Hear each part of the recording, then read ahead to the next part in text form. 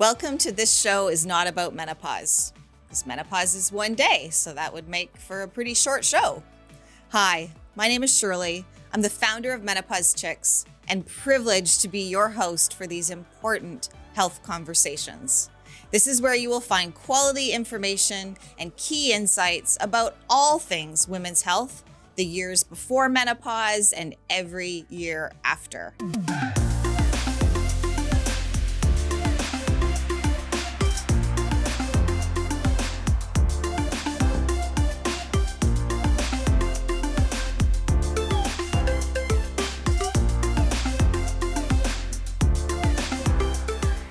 Today's episode is near and dear to my heart. Dr. Jerilynn Prior is a medical doctor, endocrinologist, world-renowned researcher, author, a thought leader in women's hormone health and osteoporosis, and famous for her research and advocacy around progesterone. Many members of the Menopause Chicks community know Dr. Prior as the founder of the Center for Menstrual Cycle and Ovulation Research, or CEMCOR for short. One of my favorite doctors refers to Dr. Prior as the best professor she had at the University of British Columbia. To me, Dr. Prior will always be the person who, 11 years ago, when I didn't know what I didn't know, answered the door when I came knocking. And I am deeply grateful for that and grateful to have her sit beside me today. Please welcome Dr. Jerilynn Prior. I'm glad to be here, Shirley. I'm so glad that you're here. This is such an honor every time we get to share oxygen and have a conversation. You were so kind and generous. People ask me actually how I got started, and I tell them that story of you're not going to believe, but I knocked on the door of Dr. Jerilynn Prior and she invited me in. So thank you. And then I argued. And then you argued with me. Because you wanted to talk about menopause, and I said perimenopause That's is right. what's important. That's right. Right? Do you remember that? I totally remember that. And it's been amazing decades since then. But for those people that haven't had the chance to sit and learn from you, tell us a bit about what you do and why it's so important. And then I know that we've got a list of topics we want to get to during today's show. What do I do? Yeah. What is it that you do? I'm basically doing research on things that haven't been adequately studied. And perimenopause is definitely very top of that list. But also, for example, nobody asked the question, if estrogen slows bone resorption, what is it that increases bone formation? Because we know the two processes are balanced. So asking questions, finding new information, putting information together, and then getting it out to women. Amazing. Yeah. And we talk about progesterone. I think the last conversation that we had on a previous iteration of this show, we were really trying to hone in on the fact that progesterone is as important as estrogen, but estrogen gets all the airplay. That's right. We're not a one-trick pony. We're a two-trick pony. So explain that. Okay. Well, in contrast to men, who are the example of most everything in medicine, women have two hormones, and those two hormones need to be in balance for us to be healthy, both during our menstruating years and for the years after. Right. So the basic idea is that estrogen is important and powerful. It's a growth stimulator. You can put it with any cell and it'll make that cell grow. I mean, just double and triple. However, progesterone does in a sense the opposite. It slows that growth and makes the cells become more mature and specific for whatever type of cells they are. So you need both. You need both to prevent cancer. You need both for normal functioning of bones and heart and breasts and brain and everything. So why would we ignore half of the picture? And part of that reason is because we didn't ask the questions, like historically, we didn't ask the questions or even look at that phase of life leading up to menopause called perimenopause. And also, we make assumptions that aren't true. For example, that a regular menstrual cycle means you're making enough progesterone. You've made an egg, you've released it, you're making progesterone, all's hunky-dory. Don't worry, dear. That's wrong. Right. It's the ovulation part of the cycle is the really adaptive part. And it's important to have some decrease in progesterone if we're in a bind where we shouldn't get pregnant, or we're overstressed out of our minds or something. The body adapts and decreases the amount of progesterone. But for normal, healthy, we shouldn't be stressed very long. We should get back to being, calm and cool and eating and sleeping fine. Yeah. I love that you talk about that, actually, because, whenever we have these conversations about hormones and how hormones work when cycles are regular, the conversation very quickly will jump to hormone therapy. I know. Right? And so in between there, and you've identified stress as being one of the key, concerns, issues, places for us to get curious about and take action on that we can do on our own or with our healthcare team. What do you want women to know about progesterone, perimenopause, and really getting curious so that they can prioritize their health? Well, I think it's important to know your own body. Right. And it's kind of hard to do that unless you pay attention. And most of us don't learn to pay attention. So in fact, really one of the important things that CEMCOR has done is create tools that help. Okay. Like the daily menstrual cycle diary. It's free on the CEMCOR website.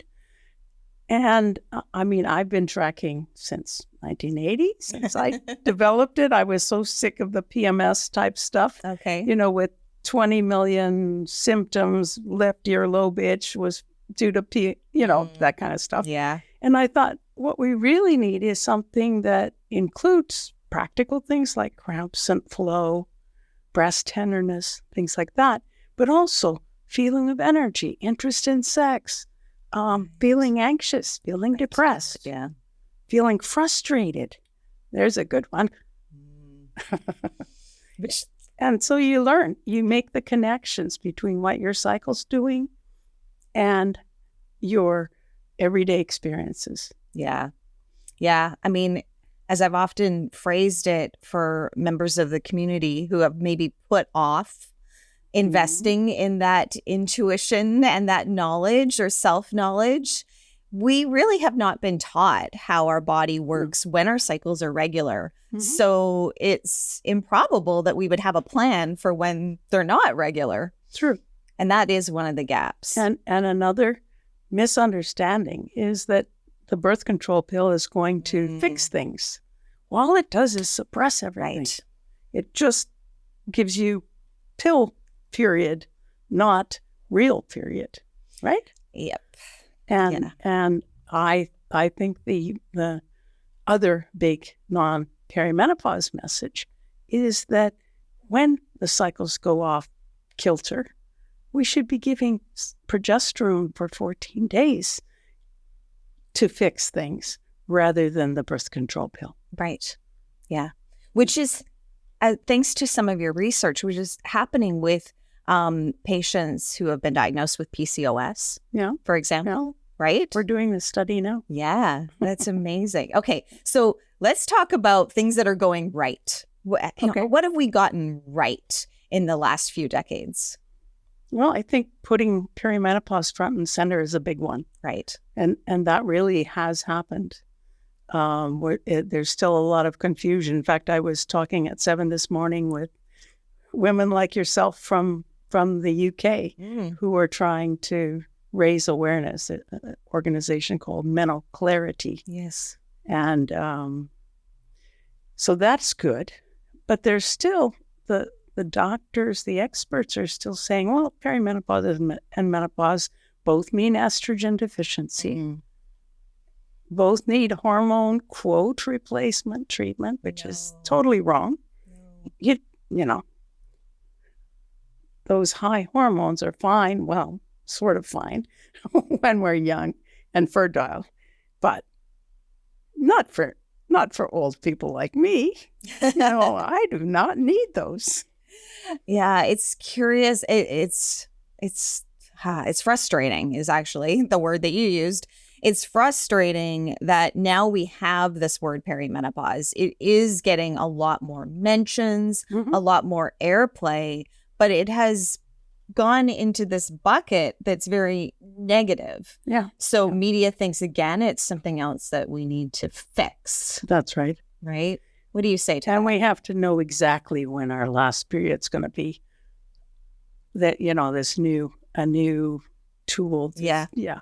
And so Ms. Perimenopause, middle name, is unpredictable. Right. That's by definition. It's very unpredictable. And part of the wisdom we need to learn as we become older is to accept the variability. The changes and the flexibility. Yes, the things we can't predict, the things we can't know. It's like you don't really ever know when your baby's going to be born. Right. Only the baby knows, right? Right. I remember a gynecologist or an obstetrician telling me that, and I thought, fair enough. I don't want to be the boss of this. I don't know enough about this. Right. But the baby knows best. The baby knows. So when we met a little over a decade ago, you were heavily involved in research around addressing vasomotor symptoms. Okay. Right? Hot flashes and night sweats. Right. And you taught me that they can occur in perimenopause most often in that last final year. What have we accomplished and learned over the last decade? A lot, actually. Yeah. Yeah. Basically, for people like me, they start when your cycles are still regular. And they don't start with daytime ones. They start in the middle of the dadgum night. They wake you. And here you are, hot and sweating and feeling anxious and have trouble getting back to sleep. Yeah. Right. And so what did your research show? So we applied and got federal CIHR funding to do a randomized controlled trial of progesterone versus placebo for perimenopausal night sweats and hot flushes. We began that in 2012. We finished it in 2018 with great difficulty. We had to recruit from all across the country, as I say, from Nunavut to Nanaimo. We ended up studying 189 women over 4 months. And the results were, on the one hand, very frustrating because perimenopausal hot flushes, like everything about perimenopause, are so variable that we needed almost twice as many women to have a statistically significant primary outcome, the major goal of the trial. However, we asked women at the end of the trial, what's your perception of the change in your night sweats or in your hot flushes or in your sleep problems over the last 3 months that you've been on this therapy? And half of them were on progesterone and half were on placebo. And they didn't know, and we didn't know who was on what. And women reported significantly decreased night sweats, significantly improved flow. When we ask another question, ask them on a line from 1 to 10 to put a cross mark wherever, and how much perimenopause was interfering with their life, their daily life. And those on progesterone had significantly less life interference than those on placebo. Now, the other things that I think are good news parts of that study are that we asked a depression question at the beginning. Those who were, they call them data safety monitoring board, required us to do that because they expected too many women would have depression and we would not be getting accurate data if we enrolled them. We didn't exclude anyone because of depression, and we repeated the test at the end. And there was no significant difference between placebo and progesterone, but that data shows clearly progesterone doesn't cause depression, right? And the other thing, this was surprising actually, not partially, but not totally, and that is women didn't perceive any difference in their periods. I mean, it was a full dose, 300 milligrams of progesterone, 3 little balls at bedtime. Right. And if you were younger, it might take your period away. Right. Not in perimenopause when estrogen is doing this. Fascinating. Yeah. Wow. And now that is part of a standard recommendation in position papers on hormone therapy. No, it isn't. Why not? Because organizations whose entire focus has been estrogen are still focused on estrogen. And in fact, I said we finished the trial in 2018. Until June, we were submitting and getting rejections without review. And only in June of this year, 5 years and 3 months after we first presented the data at a big meeting, a national meeting, did we finally get that paper published. Wow. Because one, there's an assumption that estrogen-based menopausal therapy is effective in perimenopause. There's no evidence for that. Right. Nobody's ever done a trial only in perimenopause before, a big one like the one we did. And so that's bad medicine, giving people things that aren't proven. And what's more, it may not be safe. Because if estrogen is out of kilter because the feedback loops are broken on purpose, we'll talk about that later. Okay. Then if you give more estrogen, it's not going to suppress your own. You may end up with toxic levels. So there's a whole bunch of misunderstandings still. Wow. And the paper, and I can give you the link to it, anyone can read it. We paid to make it accessible to everyone. Yeah. And it's not surprising, given what you have taught me about the role of progesterone when cycles are regular. I mean, it is a calming hormone. It does support our mood and sleep. So when you report back, improved sleep, improved mood, and feeling of vitality, that's not surprising at all. No. And then the decline, of course, of vasomotor symptoms. Yeah.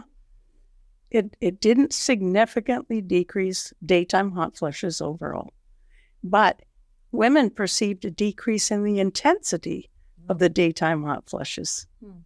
So that's interesting. Wow, that is interesting. So we talked about CEMCOR, your organization. It provides so much information and knowledge. I know over the years you've answered thousands of questions from women, one-to-one. You're my inspiration in that area. What are you hearing? Like, what types of questions are you hearing most from women about hot flashes, about navigating perimenopause? I'm hearing, for example, from a recent woman in Britain that she can't get her doctor to prescribe progesterone alone. Right. It's against the NHS rules or something. So I said, graciously accept the prescription for estrogen and just put it in a drawer and take the progesterone. I mean, oral micronized bioidentical progesterone. That's right. And follow the research. Yeah. Because if guidelines are influenced as they are by for-profit interests, and in women's health, that's been universal rather than the odd thing, then you really can't trust. You have to ask questions yourself. You have to ask questions yourself. Yeah. Absolutely.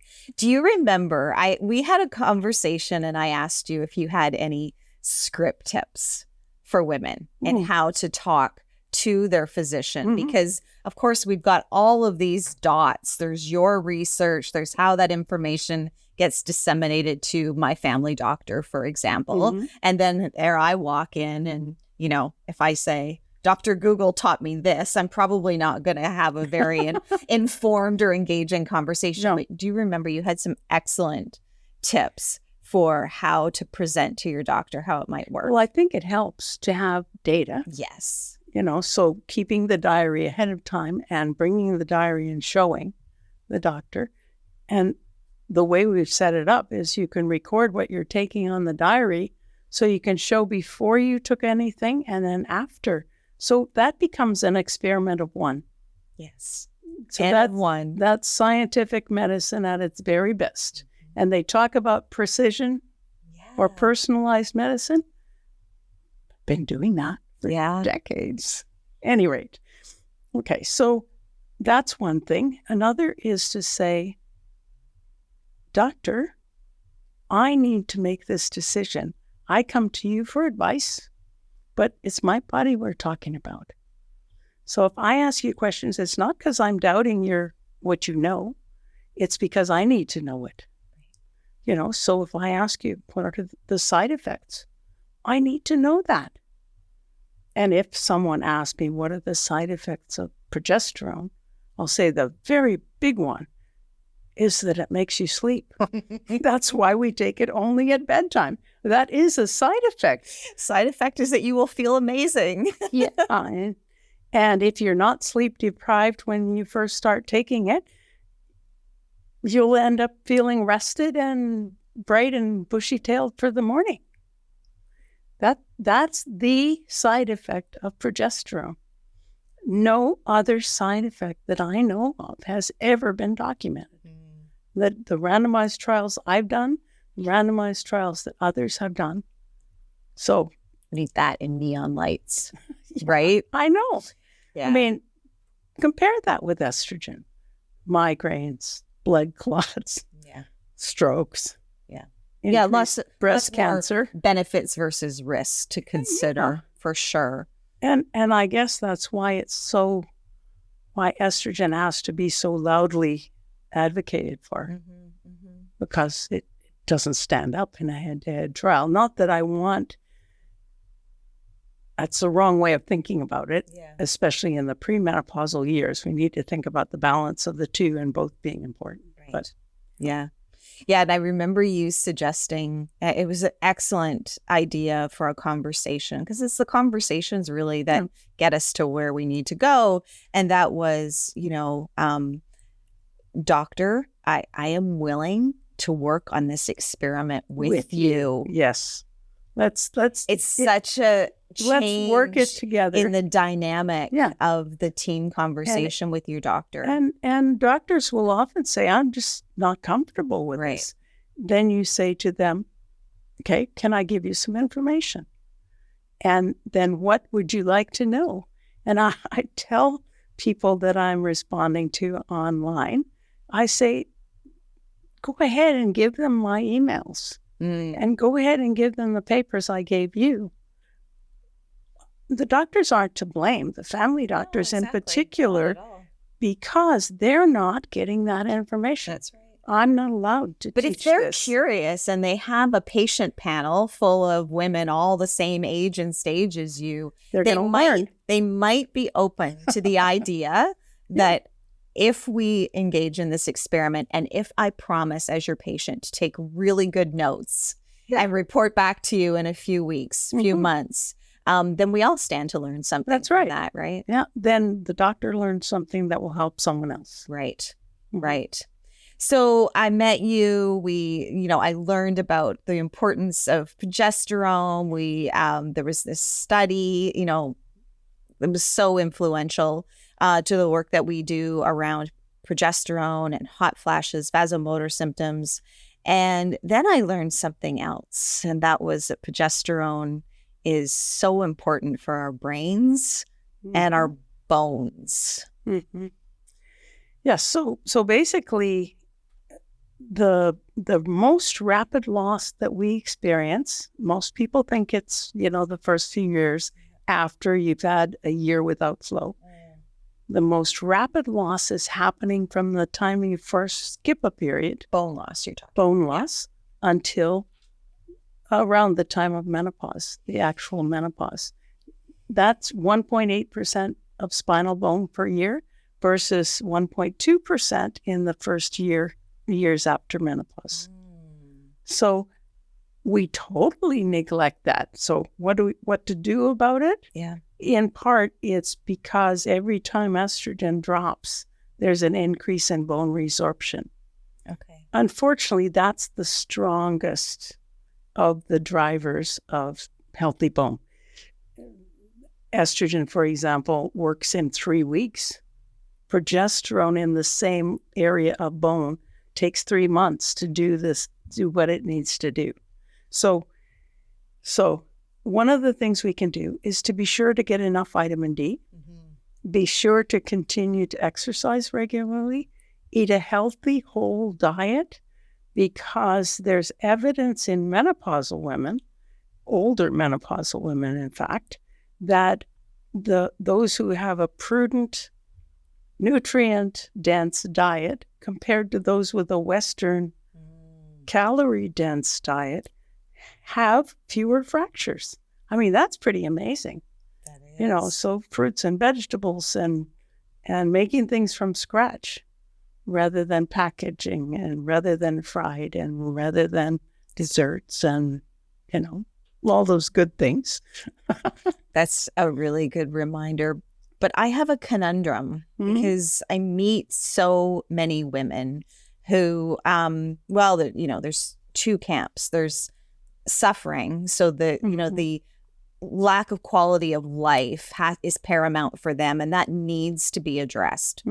Very difficult to talk to those women about their bone health. No, they're not even thinking about falling and breaking on a the hip. radar. Right? And then there's another group of women who will sometimes say things like, been there, done that. I don't have a period anymore. I'm doing okay. I don't have any hot flashes. I'm sleeping through the night. It's also equally challenging to talk to them about bone health.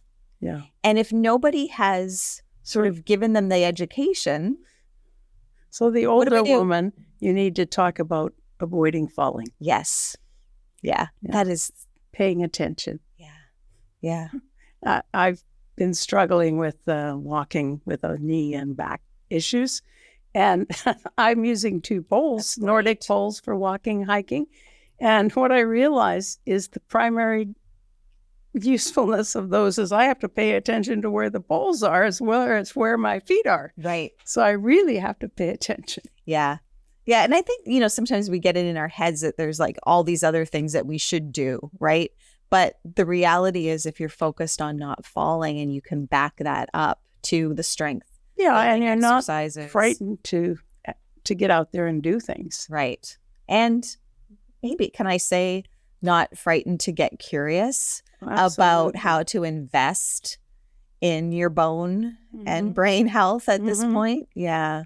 The brain health issue is totally under-researched.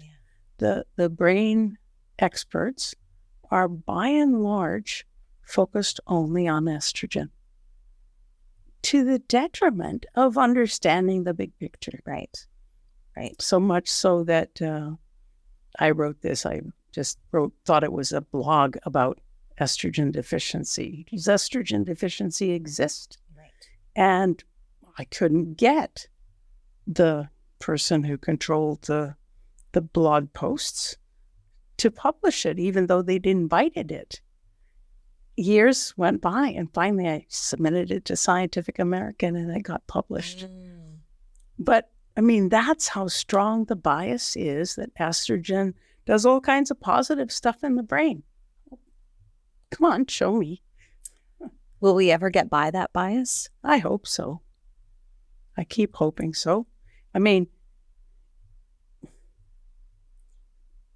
the bias that's really bothering me is the bias in publication. Right.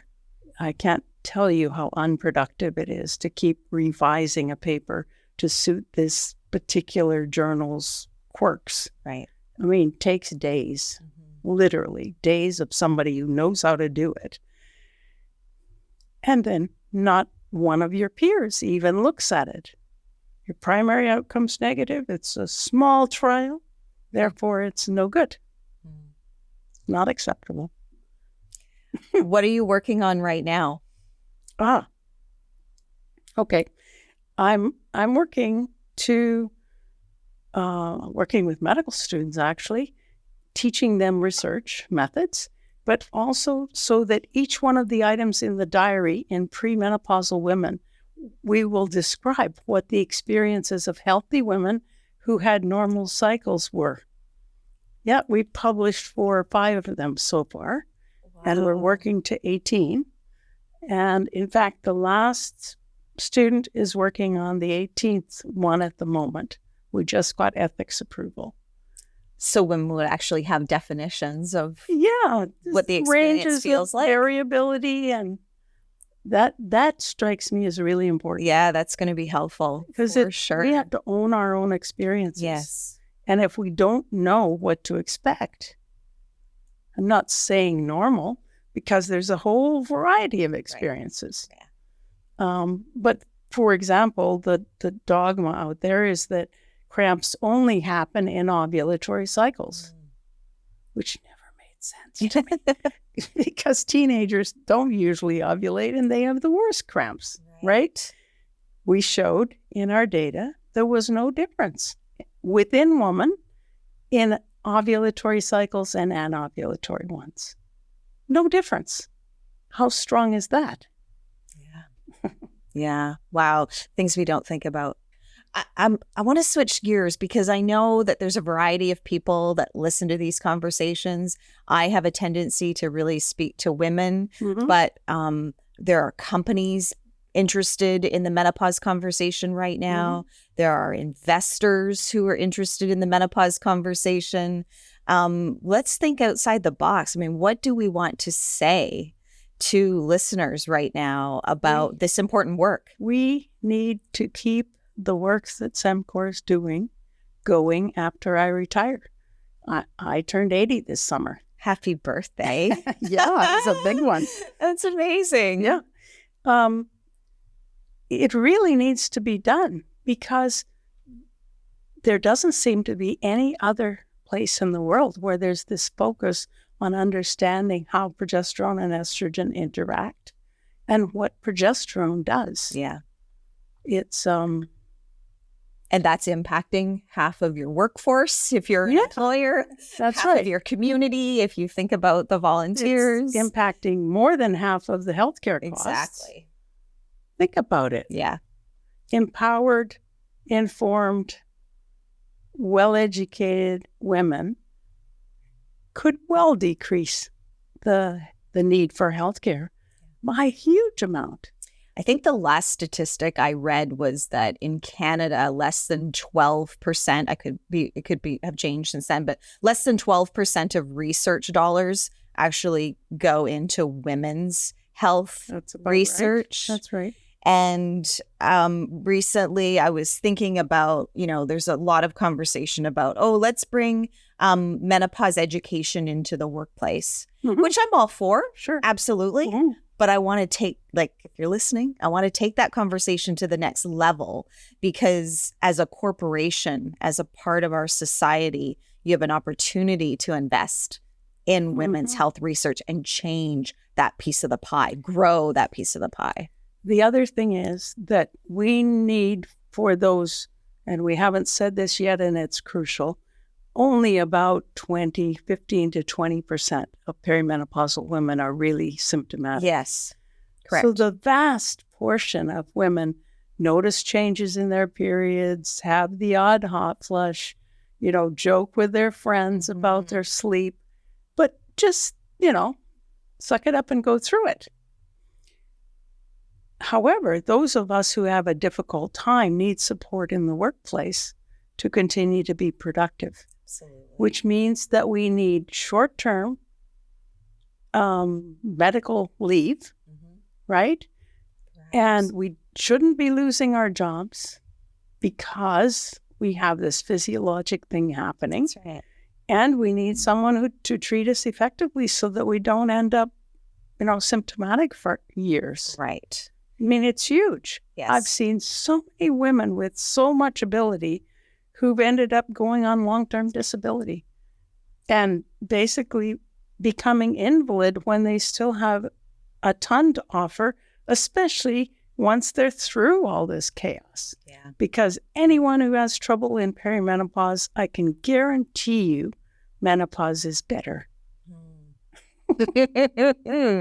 That's an interesting guarantee. I mean, can I add the caveat? If we actually learn to prioritize our health and invest in our health. Not just that, but the people who have trouble in perimenopause are people whose bodies overreact to high estrogen. And people like me who just love having low estrogen, having normal menopausal estrogen. Right. This is a break from the misery. You're such an inspiration. Your tenacity is unheard of. Like, you do not give up. That's right. Why is that? I feel committed to helping women. And if I give up, the blokes that have got it wrong are winning. That's not acceptable. That is not acceptable. That is not acceptable. Thank you so much for staying the course. I can't wait to watch and see what you do in retirement if that day ever comes. Got a book. But until then, a book? Yep, working on a book. What's the book? The book will be part memoir, part history, part science, told in stories, my own stories this time. That's amazing, Jerilynn. I can't wait to read it. Yeah. Thank you so much for coming by. I love chatting with you every chance I get. And hopefully we have some people out there listening who will pick up the ball and invest in women's health research and learn more. Professorship in women's health and endocrinology to lead it when I retire. Yeah. And we need about $100,000 a year to keep the website up to date, to keep research going. And the communications. I need that, and the community in the Menopause Chicks community. Women everywhere need it. Thank you so much. You're welcome. I look forward to speaking with you again soon. Good. It's fun. Thank you for listening. I know you have many options for where you spend your time, so I am grateful you chose this show today. To learn more about my guest, Dr. Jerilynn Prior, please visit the Center for Menstrual and Ovulation Research at CEMCOR.ca. And if you enjoyed this episode, please subscribe, like, do all the things, and follow me on social media at Menopause Chicks. I'd like to sincerely thank all the folks who support this show and share my mission for women's health: Vichy Laboratoire, FerroPro Iron, Feel Amazing Vulva and Vaginal Moisturizer, and Intimate Wellbeing. And you can learn more about them in the show notes. Plus, a big shout out to the team here at Oh Boy Productions. And remember, someone you know needs this information. Maybe it's you, maybe it's someone you love. Thank you for sharing, and see you next week on This Show Is Not About Menopause.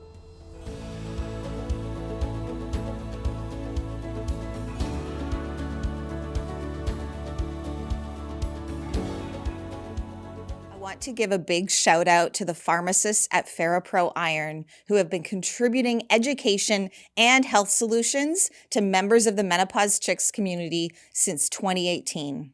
What I love about FerroPro is that it was formulated by Bob Mayer with women in mind, which means it's gentle yet effective, and it will not cause stomach upset or constipation. What I want everyone to know is that common signs of iron deficiency can include fatigue and exhaustion, hair loss, cold intolerance, brain fog, heart palpitations, and restless legs. And if you still have a period or eat primarily vegetarian, please have your ferritin levels checked. Learn more at ferropro.com or order today at purepharmacy.com/menopause chicks.